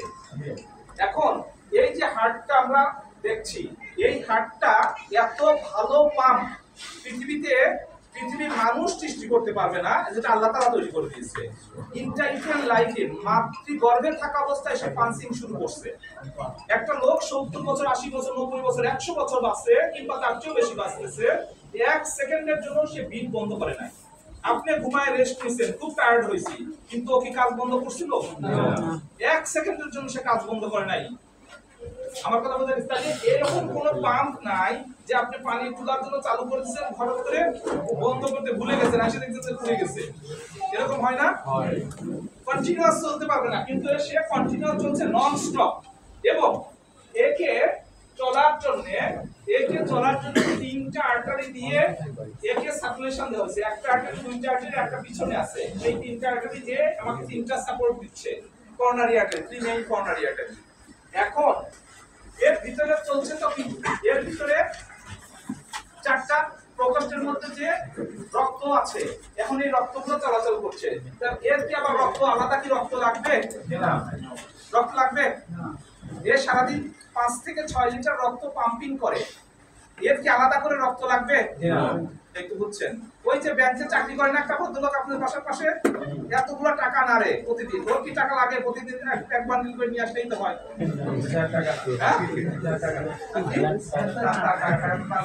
তাইলে এর ভিতরে রক্ত নিতে পারবে না? ওই রক্ত কি ওর না? তাইলে ও নিলে তোর অসুখ হয়ে গেল। যদি ও নেয় কিংবা কিছু একটা অন্যায় করে, তাইলে তার পানিশমেন্ট আছে।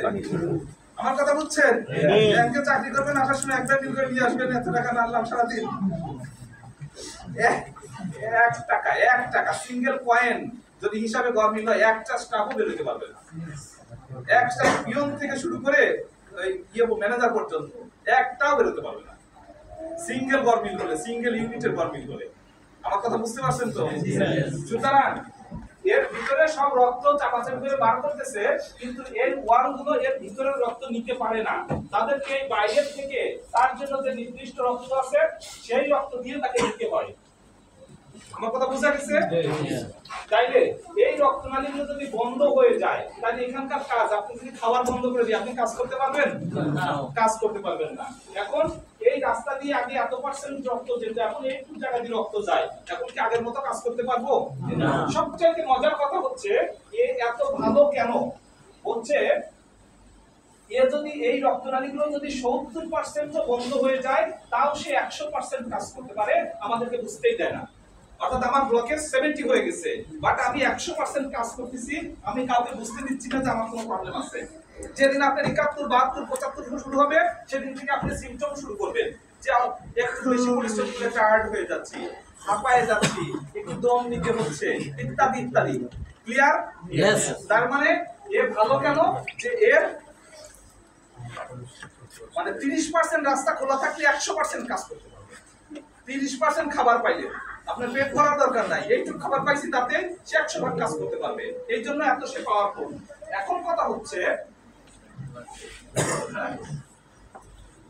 এই যে হার্টের আর্টারিটা আরো পাওয়ারফুল বলে কি, যেমন আপনি আগেকার দিনের যারা টিভি কিনা দেখছেন, যে একটা টিভি কিনলে তার সাথে দুইটা ফিউজ দিয়ে দিত না? ভালো ব্র্যান্ডের ন্যাশনাল, সনি, দেখতেন যে একটা সাথে ছোট্ট প্যাকেটের মধ্যে ফিউজ দিয়ে দিত। কেউ খেয়াল করছেন কখনো? ভালো ব্র্যান্ডের হলে, কারণ যে ওইটা নষ্ট হতে পারে, ওইটা ধরুন কনজিউমার লাগাই নিতে পারে। আল্লাহ তাআলা এত দামি একটা হার্ট বানাইছে, তার জন্য কি আলাদা কোনো ফিউজের মধ্যে দিয়ে দেয় নাই যে এই আর্টারিটা বন্ধ হলে আরেকটা দিয়ে কাজ করবে?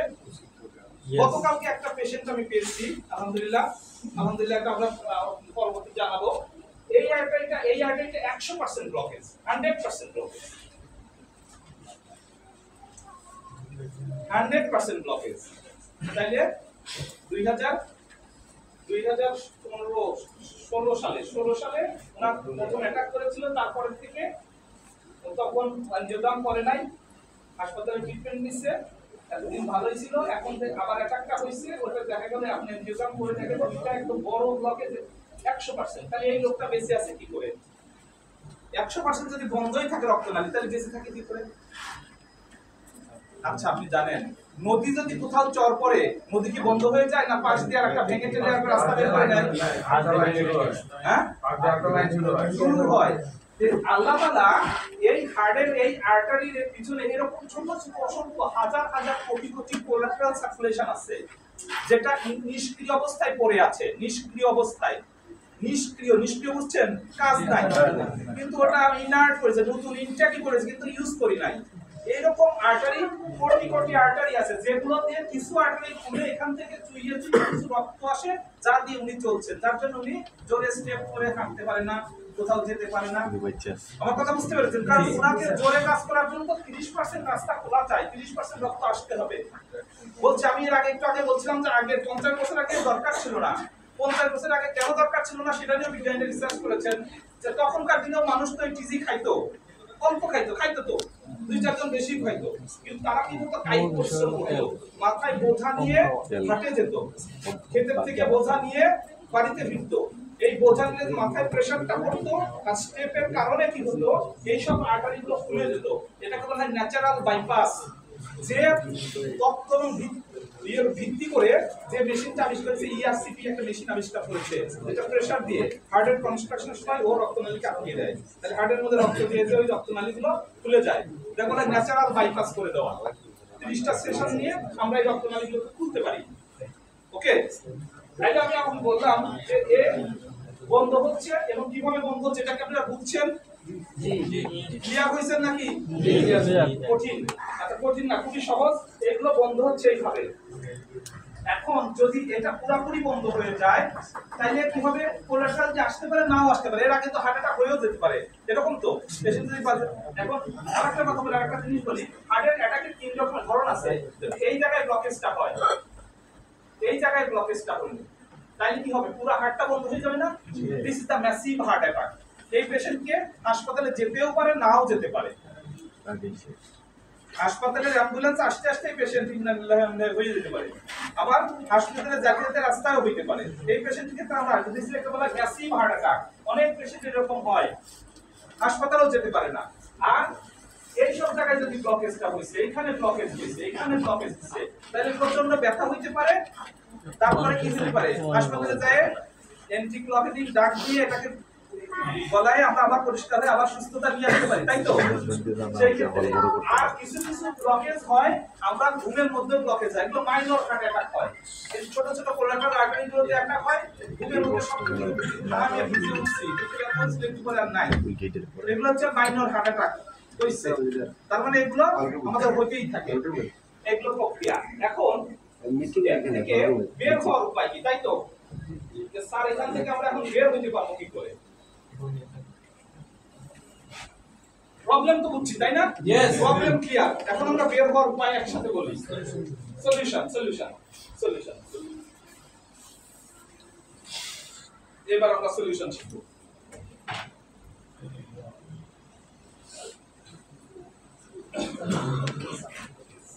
বর্তমান বিশ্বে corona is not the factor. Corona আসছিল চলে গেছে, এরকম বহু আসে বহু চলে যায়, ওগুলোর জন্য আমাদের কোনো ওষুধ নিলেও যা, ওষুধ না নিলেও তাই। কারণ এটা ভালো করে প্রমাণ করছে যারা স্লাজে বসবাস করে, বস্তিবাসী, যারা গরিব নিম্নবিত্ত, এরা কিন্তু করোনায় বেশি লোক মারা যায়নি। স্টাডিটা এরকম, নিম্নবিত্তরা মারা যায়নি বেশি, মারা গেছে উচ্চবিত্ত মধ্যবিত্ত। যারা করোনা হওয়ার পরে বাসা থেকে নামছে, এর আগে নামেই নাই, যে লকডাউনের আগে যে বাসায় উঠছিল, করোনা হয়ে বাসায় নামছে, তারপরে আমার কথা বুঝছেন? স্টাডিটা এরকম, ওরা কিন্তু লোকের মধ্যে যায় নাই, একদম 14 তলার উপরে ছিল, 14 তলার উপরে করোনা হয়ে তারপরে বাসায় নিচে নামছে, তারপরে ডেড বডি আবার উপরে আর উঠে নাই। তাহলে এখন কথা হচ্ছে যে corona is not the factor. আমার কথা বুঝছেন? যত এটা নিয়ে পিরাপিরি করবেন তত আমার শরীর খারাপ হয়ে যাবে বেশি, এবং ম্যাক্সিমাম করোনা যত না ক্ষতি করছে, করোনার যে ড্রাগ গুলো আমাদের তার চেয়ে বেশি ক্ষতি করে গেছে, যেটা নিয়ে আমরা এখন ভুগতেছি। এখন আপনি আমাকে দেখেন, এ তো হার্টের অসুখ দিল, এইটা হচ্ছে লিভার। দেখবেন এখন আল্ট্রাসোনোগ্রাম করলেই বলে fatty liver, fatty liver, fatty liver, fatty liver. Fatty liver নিয়ে অনেক আবার কেউ দুশ্চিন্তা করে না, সামান্য চর্বি তো। নো, আজকের ফ্যাটি লিভার কালকের ফ্যাটি ডিজেনারেশন, পরের দিন হচ্ছে liver cirrhosis. That is the irreversible change. এইটা গেলে আমি আর ফেরত আসতে পারবো না। ক্লিয়ার? তার মানে আজকের ফ্যাটি লিভারকেও ইগনোর করার কোনো সুযোগ নাই। এই ফ্যাটি লিভারটা কি কারণে হয় বলছে, ওই যে খানা দানার যে অসঙ্গতি আমরা বললাম, ওই অসঙ্গতির কারণে যদি লিভারের হার্টের মধ্যে জমে তাহলে হার্ট ব্লকেজ হবে। যদি লিভারের মধ্যে, লিভার তো স্টোর হাউস, স্টোর হাউস বুঝেন? যে এই বাসার একটা স্টোর হাউস আছে, এই স্টোর হাউসটা পুরো ভরে গেছে, এখন আরো মালামাল চলে আসছে, তখন কি করবো? দোকানের মালামাল আর দোকানের স্টোরে রাখার জায়গা নাই, দোকানের সামনে ডাম্পিং করে না? লিভারের ক্ষেত্রে কি হয়, এর যে চ্যানেলগুলো আছে, চ্যানেলগুলোর মধ্যে ডাম্পিং করা শুরু করে। চ্যানেলগুলো ডাম্পিং হয়ে গেলে কি হবে, ওর যে এনজাইমগুলো আসার যে জায়গা ছিল, জায়গাগুলো বন্ধ করে দিয়েছে। বন্ধ করলে কি হবে, এনজাইমগুলো ব্যাকফ্লো হয়ে ব্লাডে চলে যাবে, এলজিপিটি বাইরে যাবে। এটাকে আমরা বলি কি, ফ্যাটি লিভার, এবং সিএলডি, ক্রনিক লিভার ডিজিজের দিকে চলে যাচ্ছে আস্তে আস্তে। তাহলে এটা হচ্ছে লিভারের অসুখ। ক্লিয়ার তো? আরেকটা অসুখ আছে এইটা, এইটার নাম হচ্ছে, এই অর্গানটার নাম হচ্ছে প্যানক্রিয়াস। নাম শুনছেন? প্যানক্রিয়াস। প্যানক্রিয়াসে কয়েকটা অসুখ আছে, তার মধ্যে মেইন অসুখ হচ্ছে এই যে ডায়াবেটিস।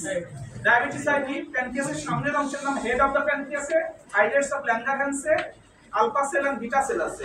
এই আলফা সেল ইনসুলিন তৈরি করে। ইনসুলিনের কাজ কি বলে? ইনসুলিনের কাজ কি? ইনসুলিনের কাজ হচ্ছে অ্যাজ এ গেটম্যান। গেটম্যান বুঝি, গেটের কলাপসুল গেট একজন বসে থাকে, ওই যে কোনো গার্মেন্টসে কলাপসুল গেট বন্ধ করে চলে গেছে, আগুন লেগে গেছে, কেউ বেরোতে পারে, সব মরে গেছে, এরকম হয় না? গেটম্যান থাকলে বের করে দিতে অনেক লোক বেঁচে যেত, কিন্তু গেটম্যান নাই। এখন ইনসুলিনটা আমাদের শরীরে গেটম্যানের মতো কাজ করে। গেটম্যান বলতে, গেটম্যান গেটম্যানের মতো কাজ করে কেন দেখেন, এই যে পেঁচানো জিনিসটা, এই জিনিসটার নাম কি? মাইটোকন্ড্রিয়া। নাম শুনছেন? মাইটোকন্ড্রিয়া।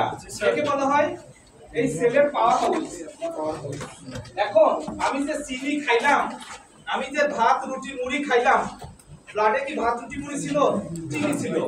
এই চিনিগুলা যদি এর ভিতর দিয়ে ঢুকে এখানে না পৌঁছতে পারে তাইলে এখান থেকে শক্তি আসবে না, এটিপি আসবে না। আর এইখানে একটা গেটম্যান থাকা লাগবে। এই গেটম্যানের নাম হচ্ছে ইনসুলিন। যদি ইনসুলিন না থাকে তাইলে গেটম্যান না থাকলে আমার রক্তের মধ্যে চিনি ঘোরাফেরা করবে কিন্তু সেটার ভিতরে ঢুকবে না, না ঢুকলে এটিপি হবে না, আমাকে দুর্বল লাগবে। আর আমার ব্রেনকে বলবে যে তুমি একটু কিছু খাও, একটু চিনি মিনি কিছু খাও, তাইলে তোমার শক্তি পাচ্ছ না। আমার কথা বুঝছেন? তখন ভিতরে পাঁচশো লোক খাইতে দেবে না, তোমার ডায়াবেটিস কেন চিনি খাবা মিষ্টি খাবা। তো সবাইকে আলাদা আলাদা করে কেউ দোলা করে ঘুমের থেকে উঠে যায় একটু স্কুলে চিনি মিষ্টি খায়, পরের দিন সবাই টের পায় যে মিষ্টি খাইছে বলে। এই জন্য আগেকার দিনে বলতো যে ডায়াবেটিক পেশেন্ট হচ্ছে ফার্স্ট ক্লাস লায়ার, প্রথম শ্রেণীর মিথ্যাবাদী। ওরা চুরি করে করে মিষ্টি খায়, এই জন্য ওদের ডায়াবেটিস ভালো হয় না। আসলে কি তাই? আসলে তাই না। আসল ঘটনা হচ্ছে যে এইখানে ঢোকার জন্য যে ইনসুলিন দরকার, এই ইনসুলিনটা তৈরি করে কে? ইনসুলিনটা তৈরি করে এই সেই প্যানক্রিয়াস। ইনসুলিন তৈরি করে কে? এই প্যানক্রিয়াসের এই হেড, এখানে হেড আছে, এই প্যানক্রিয়াস থেকে ইনসুলিন তৈরি হয়। এখন আমি এটাকে একটা ফ্যাক্টরি বানালাম। আপনাদের এজ এ সাধারণ মানুষ কে মেডিকেল সায়েন্স পড়ানোর জন্য আপনাকে ফাইনাল ইয়ারে নিয়ে যাওয়া বা ক্লিনিক্যাল মেডিসিন অথবা আপনাকে 5 বছর পড়ানো যাবে না। আমি আপনাকে জাস্ট থিম দিচ্ছি যাতে আপনি মাথায় নিতে পারেন। আপনি থিমটা মাথায় নেবেন। দিস ইজ আ ফ্যাক্টরি, যে ফ্যাক্টরি থেকে ইনসুলিন প্রোডাকশন হয়। ক্লিয়ার? এখন এই ফ্যাক্টরিতে পাওয়ার সাপ্লাই যদি কমে যায়, তেলের লাইন এখন জাম হয়ে গেছে, ব্লকেজ হয়ে গেছে, প্যানক্রিয়াটিক আর্টারি ব্লক হয়ে গেছে। এখন প্যানক্রিয়াসের ভিতর দিয়ে রক্ত এইরকম কম্পন যাচ্ছে, প্রোডাকশন কি এইটার মতো হবে? মুন্ডায় যদি তেলের লাইন জাম হয়ে যায়, আগের মতো পিকআপ উঠবে? ক্লিয়ার? একদম ক্লিয়ার বুঝেন? তাইলে ইনসুলিন যদি প্রোডাকশন কমে যাবে, যখন এরকম হয়ে যাবে, যখন এরকম হয়ে যাবে তখন টোটাল বন্ধ হয়ে যাবে। আমি আরেকটা গল্প বলি, 5 মিনিট সময় নেই। গল্প হচ্ছে যে অনেক সময় দেখবেন যে অনেক মানে রাগী লোক তাদের দেখলেই ভয় লাগে, মাঝে না ছোট বড় বড় টাইপের টাইপের। এরা যদি কোনো কাজের লোক বলে যে বেটা কালকে সকালে এসে আমার বাসায় কাজ করবি, তাহলে সকালে ওনার বাসায় যে খাওয়া দাওয়া করে কাজ করবে, আশা করছি 7টায় আসার পরে তো ধমক একটা খাইছে, ও আর খাবার তো নাস্তা দেওয়া বন্ধ, তুই কাজ কর আগে। তারপর আমার সময় তো ক্ষুধা লেগে গেছে, ও মাঝে মাঝে একটা ধমক দেয়, চেয়ারে বসে আছে, মাঝে মাঝে ও আবার কাজ শুরু করে। কিন্তু কাজের গতি, শরীরে শক্তি পাচ্ছে না, তো গতি কমে গেছে, দেখা গেল দুপুর হয়ে গেছে, খাবার দেয়নি, 3টা বেজে গেছে, ও ধমকাইতেছে। একসময় ও মাথা ঘুরে হাইপোগ্লাইসেমিয়া হয়ে যাবে, মাথা ঘুরে পড়ে যাবে। ও দিয়ে যতই পিটান, ও দিয়ে কাজ হবে? লাইট যখন আপনার রাস্তা কমে গিয়েছিল, ইনসুলিন উৎপাদন কমে গিয়েছিল, তখন আপনি বার্ডেমে গেছিলেন। বার্ডেম আপনাকে এরকম করে বসায় সুন্দর করে বসাইছিল, বুঝাই আপনাকে একটা বই করে দিয়েছিল যে আপনি এই নিয়ম মানবেন। যে নিয়মের মধ্যে ছিল যে 700 গ্রাম কার্বোহাইড্রেট, তেলের ব্যাপারে বলছিল অল্প তেল খাবেন, কিন্তু বন্ধ করতে বলে নাই। আর প্রোটিনের ব্যাপারে কোনো কথাবার্তা এসে বলে নাই। কথা বুঝে গেছে? এরকম একটা ইনস্ট্রাকশন দিয়ে আপনি ছেড়ে দিয়েছিল, আর কিছু ওষুধ দিয়েছিল। ওষুধের কাজ ছিল ওই ভদ্রলোকের মতো যে মাঝে মাঝে ধমক দিবে। একে বলা হয় আলফা সেল স্টিমুলেটর ড্রাগ, যেগুলো আলফা সেলকে স্টিমুলেট করবে to secrete more insulin from this type condition. এই স্টিমুলেশন দিয়ে সে ইনসুলিন তৈরি করতো, ওদিকে একটু কার্বোহাইড্রেট কম খাইতে, খুব ভালো ছিল। 2-4 বছর পরে আবার হাফ ট্যাবলেট 1 ট্যাবলেট হয়ে গেল, তারপরে সকালের জায়গায় 2 বেলা হয়ে গেল। আস্তে আস্তে ব্লকেজ বাড়তে থাকলো, উৎপাদন কমতে থাকলো, যতই প্রেসার, ওই প্রেসার আর হয় না, আরো 2 সেন্টে পানি বেশি লাগে না, তখন 3 বেলায় ওষুধ লাগে না, আসলে টোটাল বন্ধ হয়ে গেল। এখন ডাক্তার সাহেব আপনাকে বকাঝকা করলো যে আপনি নিয়মিত একদম মানেন না, এখন থেকে আপনি যতটুকু খাবেন ততটুকু ইনসুলিন নেবেন। এই ইনসুলিন ঠিক আছে না? This is the story of all diabetic patient. আপনি সব ডায়াবেটিক পেশেন্ট ঘুরে নেন, যারা ইনসুলিন নেয় তাদের আগে ইতিহাসে। এটা আইডিএফ এর কথা বলছি, ইন্টারন্যাশনাল ডায়াবেটিক ফেডারেশন যে চিত্রটা তুলে ধরছে তার কথা বলছি এটা। এখন প্রফেসর ডেভিড হেবার, উনি ক্যালিফোর্নিয়া ইউনিভার্সিটির ফুড এন্ড নিউট্রিশন ডিপার্টমেন্টের হেড, উনি বলছেন বিগত 100 বছর ধরে এই ওষুধগুলা নিয়ে মেডিকেল সায়েন্স কি করছে? প্রতারণামূলক ব্যবসা করে যাচ্ছে। যেখানে ওষুধও চলবে, অসুখও চলবে। এখন যেটা ওদের টার্গেট হচ্ছে ওরাল ইনসুলিন আবিষ্কার করা, মানুষকে আর কষ্ট দিতে চাই না। কি করবে?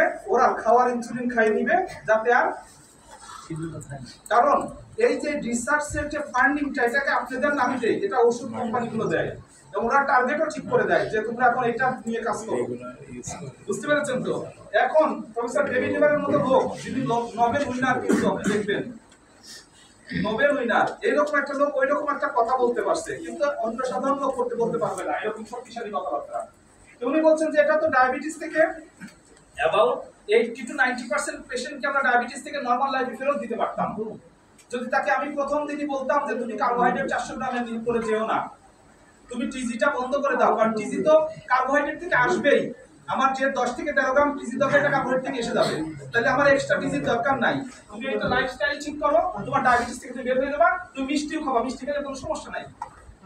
আমার কথা বোঝা গেছে? এবং আমরা দেখছি, আমরা যখন এই স্টাইলে আসি, প্রফেসর ডেভিড লিভারের, প্রফেসর টি নর্নিসের যে থিওরি, এই থিওরি যখন কাজ করছে, আমাদের ডায়াবেটিস 10 বছর 20 বছর ইনসুলিন নিছে, এরপরে আবার সে নন ডায়াবেটিক হয়ে যাচ্ছে। এখন সে মিষ্টি খাচ্ছে, তার ডায়াবেটিস বাড়ে না, ব্লাড সুগার নরমাল, কোনো ডায়াবেটিসের কোনো ওষুধ লাগে না। কেন লাগে না? কারণ তার ওই যে রাস্তা আমি ফাঁকা করে দিচ্ছি, এখন সে পর্যাপ্ত ইনসুলিন তৈরি করে।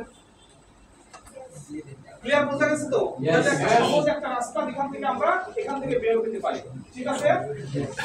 আমরা কি বুঝাতে পারছি? আচ্ছা, এখন দেখেন, এই রকম একটা যন্ত্রপাতি নিয়ে আমরা ঘুরে বেড়াই, বেড়াই না বেড়াই না? বেড়াই তো। একটা ভালো দামি মোবাইল কিনলেও বারবার তামার সাথে মিশি, প্যান্টের সাথে মিশি, বৃষ্টি হলে ভিজে দিদি, তাও মোবাইলটাকে ভিজতে দেই না, দেই। কিন্তু এত দামি একটা জিনিস নিয়ে ঘুরে বেড়াচ্ছি, এর কি যত্ন আমরা প্রপারলি নেই? বলছি স্যার, এটা তো জানি না, ওই জন্য যত্ন নেই না, কোথায় কি আছে। যে জানে, যার কিডনি ডিস্টার্ব হয়েছে, সে জানে যে কি কষ্ট হইতেছে, যার একটা চোখ নষ্ট হয়েছে, তারা জানে যে চোখে কি কষ্ট হইতেছে, একটা দাঁত, তার রুট ক্যানাল দিয়ে ট্যাপ করতে গেলেও 20,000 টাকা খরচ হয়ে যাচ্ছে, যাচ্ছে না? সুতরাং আমরা এই প্রপারলি এই যত্ন নিতে পারতেছি না, কেন এটা আমরা জানি না। আর এটা না জানার কারণে কি হচ্ছে?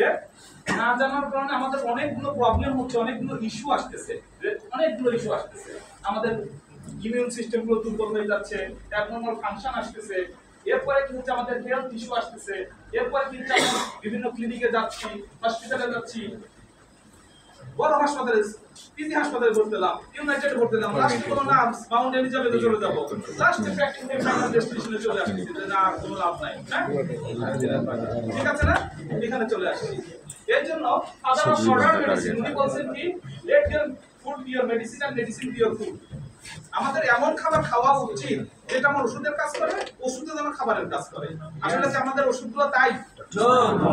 ওষুধগুলো তো তা নাই। ওষুধের গায়ে লেখা থাকে বাচ্চাদের নাগালের বাইরে রাখুন, তবে গর্ভবতী মাদেরকে দেওয়া যাবে না, হ্যাঁ, দুগ্ধদানকারী মাদেরকে দেওয়া যাবে না, এটা ওষুধের গাইডগুলো লেখা থাকে। ওষুধগুলো তাহলে খাবার না, কিন্তু ফাদার অফ মডার্ন মেডিসিন উনি বলছেন যে ওষুধগুলোই খাবার, খাবারই ওষুধ পাওয়া উচিত। এবং আমরা ফুডের যে ডেফিনেশন লিখছি, এই ডেফিনেশন মধ্যে যেটা ক্ষুধা নিবৃত্তি করে, শরীরের ক্ষয় পূরণ করে, বৃদ্ধি সাধন করে, আর রোগ প্রতিরোধ করে, তার নাম হচ্ছে খাবার।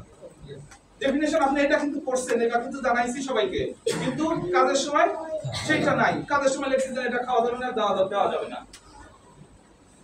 এইটা হচ্ছে সেই মিরাকুলাস কিং অফ হার্বস, যেটার কথা আমি প্রথম একটা ছবি দেখাইছিলাম। এটা একটা ডার্ক শেডের ছবি, এর নাম হচ্ছে গ্যানোডান লুসিডাম। এইটা নিয়ে যিনি কাজ করেছেন তিনি হচ্ছে আমাদের সিইও ডক্টর লিম শিও জিন।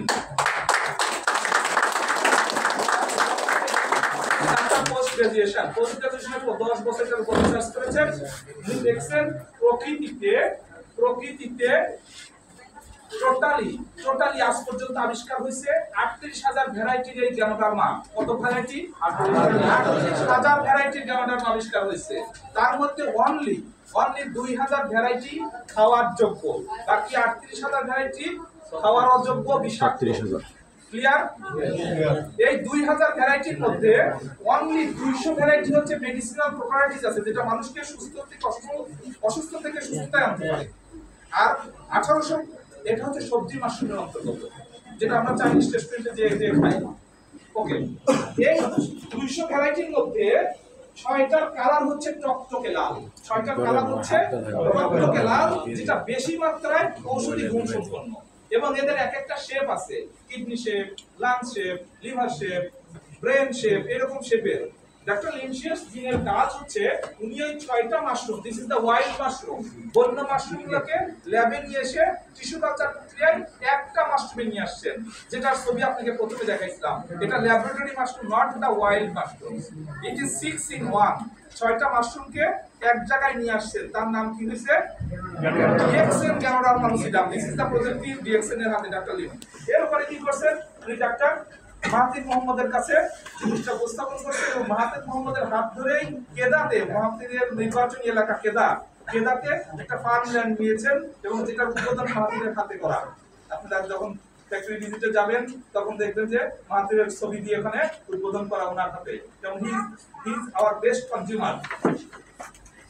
এখন এই গ্যানোডার্মার ইতিহাস হচ্ছে, এটা প্রায় 5000 বছর আগের ইতিহাস পাওয়া যায়, যখন তার দিনে রাজার রাজা, যাকে সম্রাট বলা হতো, ইউরোপীয় এলাকায় জার বলা হতো, এই জাররা এই মাশরুমটা খাইতো। এটা এই লাল মাশরুম সারা বছরে 10 থেকে 12টা হইতো এবং রেইন ফরেস্টে ডেট ওক ট্রিতে হইতো।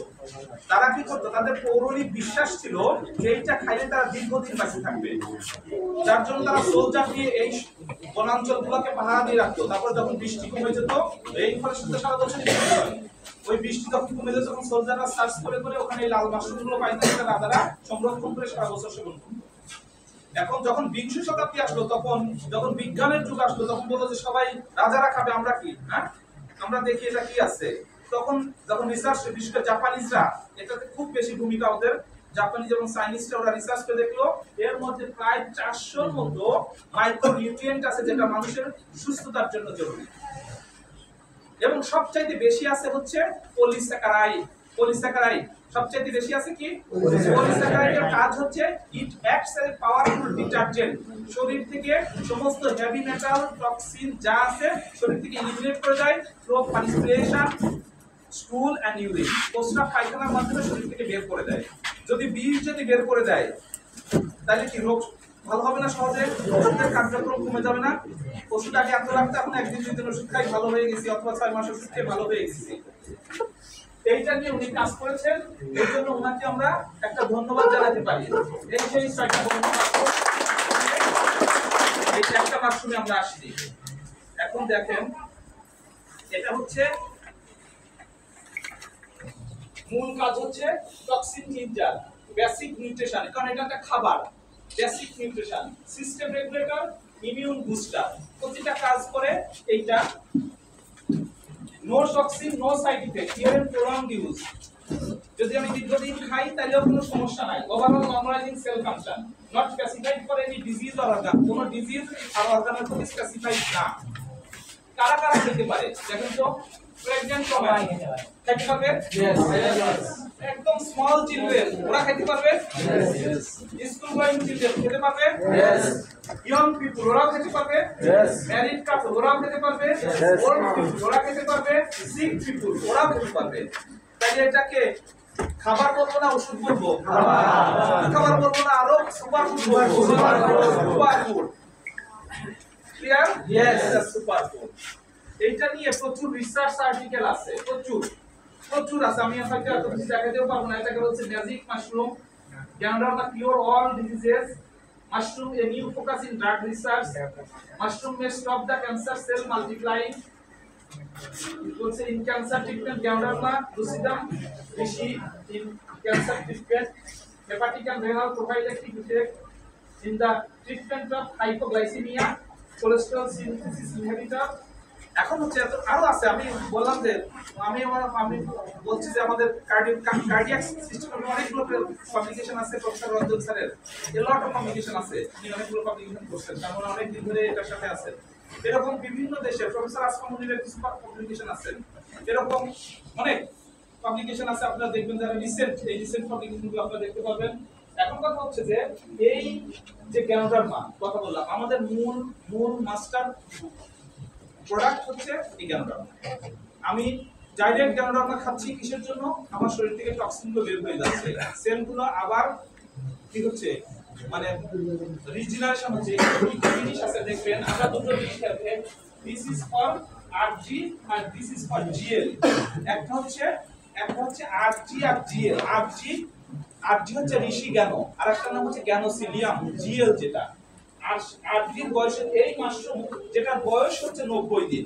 90 দিন হলে ও একদম উডি উডি উডি মাশরুম হয়ে যায়, কাঠের মতো শক্ত হয়ে যায়। তখন ওর মধ্যে কিছু ইনগ্রেডিয়েন্ট বেশি থাকে। আবার যখন সে সফট থাকে, ক্রিমি কালার থাকে, ক্রিমি কালার থাকে, ওর বয়স তখন 18 ডেজ, 18 দিন।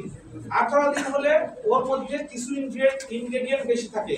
তাহলে আমরা দুই ভাবে কালেক্ট করি, একটা একদম বাচ্চা অবস্থায় কালেক্ট করি, আর একটা হচ্ছে ম্যাচিউর অবস্থায় কালেক্ট করি। এই ম্যাচিউর অবস্থার নাম হচ্ছে আরজি। আরজি এক্সপার্ট ডিজেনারেশন, ডিটক্সিফিকেশন, আমাদের শরীরে যে বিষাক্ততাগুলো আছে এগুলো শরীর থেকে বের করে ফেলে, এই হচ্ছে আরজি।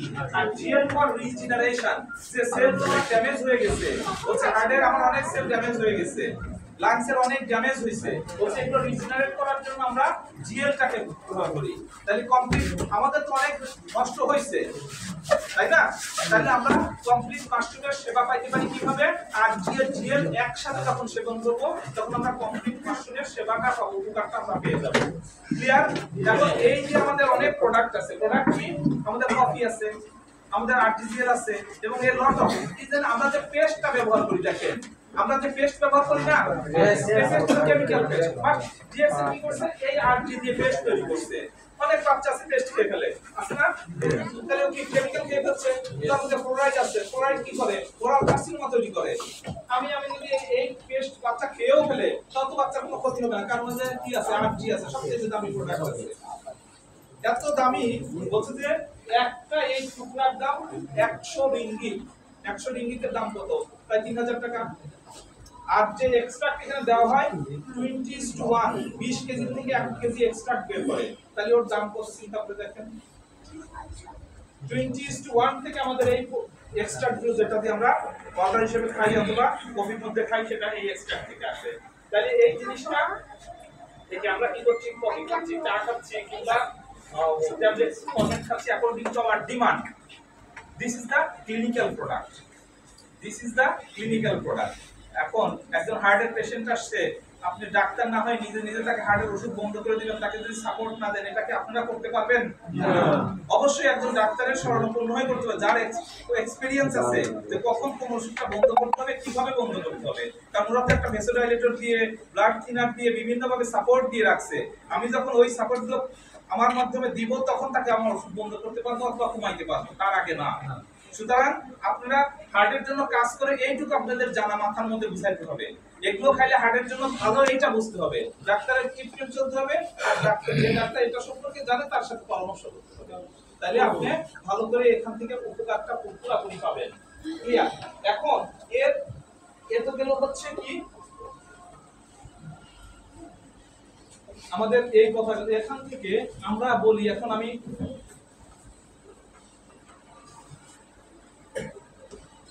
তিনটা কথা বলছিলাম, হেলথ নিয়ে কথা বলছিলাম প্রথমেই। এখন আমি এই দুইটা নিয়ে কথা বলবো। আমাদের সময় শেষ হয়ে গেছে, আমি 5 মিনিটের মধ্যে শেষ করবো। ইয়েস, রেডি আছেন? সেকেন্ড থিং হচ্ছে ওয়েল। এখন আমি বললাম হেলথের কথা, হেলথের কথা বলতে আমি কতগুলো ডিজিজের কথা বলছি। তারপরে আমি আসি কেনোডার্মার কথা বললাম, কিন্তু এই কেনোডার্মার অনেক দাম, সেটাও বললাম যে 300 টাকা একটা কাঁচা কেনোডার্মার দাম। 300 মানে 300 রিঙ্গিত মানে 3000 টাকা। তাহলে আমরা যে এটা তো অনেক কস্টলি একটা আইটেম, তাহলে এইটা খাইতে গেলে তো এই ওয়েল তো শেষই হয়ে যাবে, শেষ হয়ে যাবে না? সম্পদ শেষ হয়ে যাবে না? তাহলে ওয়েল আসবে কি করে? আমাদের মতো ছিল হেলথ ওয়েল, বলছে যে এইটা খেলে আমার ওয়েল বাড়বে। প্রথম ওয়েল বাড়বে বলছে, আমরা সবাই জানি হেলথ ইজ ওয়েল, স্বাস্থ্যই সম্পদ। আপনার অনেক টাকা আছে বাট আপনার স্বাস্থ্য ভালো না, তাহলে এই টাকা আমি এনজয় করতে পারি না, এটা দিয়ে আমার কোনো কাজেও আসে না। ইয়েস, তাহলে আমরা প্রথম কাজ হচ্ছে যে প্রথম হেলথ ইজ ওয়েলথ, ওয়েলথটাকে ঠিক করে হেলথটাকে ঠিক করতে বললাম। সেকেন্ড থিং হচ্ছে আমার প্রথম ওরিয়েন্টেশন যিনি বললেন যে কি বলছেন, যে আমার কি বলছেন ইউএসবি বলে একটা টার্ম বলছেন। আমরা ইউএসবি কর্ড লাগাই না এখানে, কানেকশন করলে কাজ শুরু হয়ে যায়। হ্যাঁ, ইউএসবি কেবল লাগাই না, ইউএসবি প্রথম হচ্ছে ইউজ করতে বলছেন, তারপরে বেনিফিট শেয়ার করতে বলছেন, ইউজ করার পরে যে উপকারটা পাইছেন সেইটা অন্যজনের কাছে শেয়ার করতে বলছেন। শেয়ার করলে কি হবে? অন্যজনরা জানবে, জানলে তখন আপনি এখান থেকে ওরা বেনিফিট নিবে, এবং টিম বিল্ড আপ করবে। তাইলে কি হবে? টিম বিল্ড আপ করলে এখান থেকে আসলে ইনকাম আসতে থাকবে, অর্থ আসতে থাকবে। তাহলে সেই অর্থ তাহলে কি এটা কি হালাল হবে কিনা? হালাল হবে কিনা? এই অর্থ কেমনে নেব? এখন আমি আপনাকে বলি, খুব সহজে বলি, দেখেন প্রত্যেকটা একটা প্যারাসিটামল ট্যাবলেট, এর জন্য সারা বাংলাদেশের কত হাজার রিপ্রেজেন্টেটিভ কাজ করছে না? Yes. সব ডাক্তারের চেম্বারে স্যাম্পল দিচ্ছে না? Yes. তাদেরকে কনভিন্স করার চেষ্টা করছে না? Yes. হাসপাতালের সামনে দরজার সামনে গেটে গেটে দাঁড়ায় আছে না? Yes. আছে। তারা কি বেতন নিচ্ছে না ভাগাভাগি করে দিচ্ছে? বেতন নিচ্ছে। এই টাকাগুলো কি স্কয়ার কোম্পানি তাদের বাড়ি থেকে এনে দিচ্ছে না? প্যারাসিটামল বিক্রি করে দিচ্ছে? প্যারাসিটামল বিক্রি করে দিচ্ছে। তার মানে প্যারাসিটামলের একটা উৎপাদন কস্ট আছে আর একটা আছে বিপণন কস্ট। ক্লিয়ার? আবার বলি, খুব ভালো, আমি যদি এটা ভালো বুঝি না তখন কথা বলি ওয়েলথের ব্যাপারে। তাহলে এই যে একটা টুথপেস্ট অথবা এই একটা প্যারাসিটামল, এই প্যারাসিটামল একটা হচ্ছে উৎপাদন কস্ট, একটা হচ্ছে বিপণন কস্ট। বিপণন কস্ট বুঝেন ভালো করে, মাথার মধ্যে নেন, তাহলে একদম ক্লিয়ার হয়ে যাবেন। কেউ আপনাদেরকে উল্টাপাল্টা বোঝাইতে পারবে না। উৎপাদন কস্ট, বিপণন কস্ট। কোম্পানি করছে লট অফ লোকের মাধ্যমে এটাকে বিপণন করছে বিভিন্ন সিস্টেমে। প্রথমে ডিলার আছে, তারপরে ডিলার আছে, তারপরে ডিলার আছে, তারপরে ডিলার, তারপরে কনজিউমার রাখতেছে। যার জন্য 5 পয়সার একটা 5 পয়সার একটা ওষুধ এটা 200 পয়সা বিক্রি করছে, তাই তো? ঠিক তো? এখন আমি এইটাও যদি 5 পয়সার একটা প্রোডাক্ট যদি 200 পয়সা বিক্রি করতে চাই, আমরা তা করি না। আমরা এরকম করি যে উৎপাদন কস্ট আমাদের এবং বিজনেস কস্ট হচ্ছে আমরা রাখবো, 60% কস্টটা এই মার্কেটিং এ দিয়ে দেব। এবং এই মার্কেটিং যদি আমি আর আপনি দুইজন মিলে করি তাহলে এই টাকাটা হবে না? আমি যাই আমি ডাক্তার সাহেবকে বললাম যে